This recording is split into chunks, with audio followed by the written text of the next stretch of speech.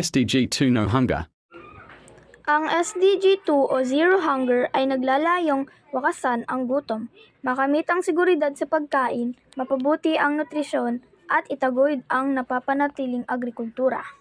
Ang kahulugan ng sistematikong pamamaraan, ang kalayaan ng isang sistematikong diskarte sa pagtugon sa mga problema sa pagkain ay nagpapahirap sa pagkamit ng mga layunin ng SDG. Number 2, komplikadong sistema ng pagkain. Ang mga sistema ng pagkain ay komplikado at may magkakaugnay na mga elemento sa buong mundo. Ang pagtugon sa mga hamon ay nangangailangan ng pagkilos sa maraming aspeto. Number 3, global na epekto ng mga pangyayari. Ang mga pangdaigdigang pangyayari tulad ng pandemya ng COVID-19 at ang digmaang Ukraine ay nagkaroon ng malaking epekto sa mga sistema ng pagkain sa buong mundo. Ang mga ito ay nagdulot ng pagtaas ng presyo ng pagkain at pagbaba ng seguridad sa pagkain. Ang pagbabago ng klima ay nagdulot ng pagbabago sa mga pattern ng pananim, pagtaas ng pets at sakit at pababa ng mga likas na yaman. Ang mga ito ay nagpapahirap sa pagkamit ng seguridad sa pagkain. Kawalan ng bantay-bantay sa mga supply chain.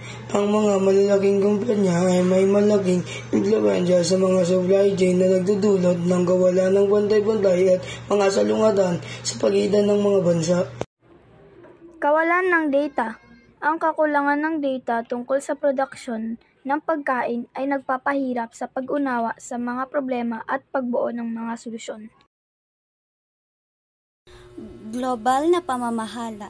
Ang pagbuo ng isang pandaigdig balangkas sa pamamahala ng mga sistema ng pagkain ay mahalaga upang matiyak ang koordinasyon at kooperasyon sa pagitan ng mga bansa.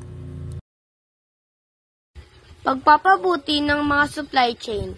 Ang pagpapabuti ng mga supply chain ay mahalaga upang matiyak ang pantay-pantay at makatarungang pag-akses sa pagkain.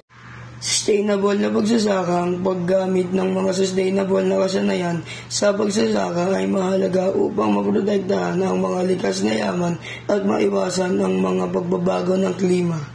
Number 10. Pagbabago ng mga pattern ng pagkain. Ang paglipat sa mga mas sustainable na pattern ng pagkain ay mahalaga upang mabawasan ang epekto ng mga sistema ng pagkain sa kapaligiran. Number 11. Pagpapabuti ng data.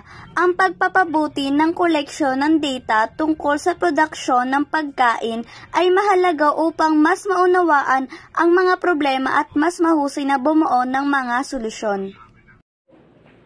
Ang pagkamit ng SDG 2 ay isang malaking hamon, ngunit posible ito sa pamamagitan ng pagkilos ng iba't ibang sektor at pagtutulungan ng mga bansa.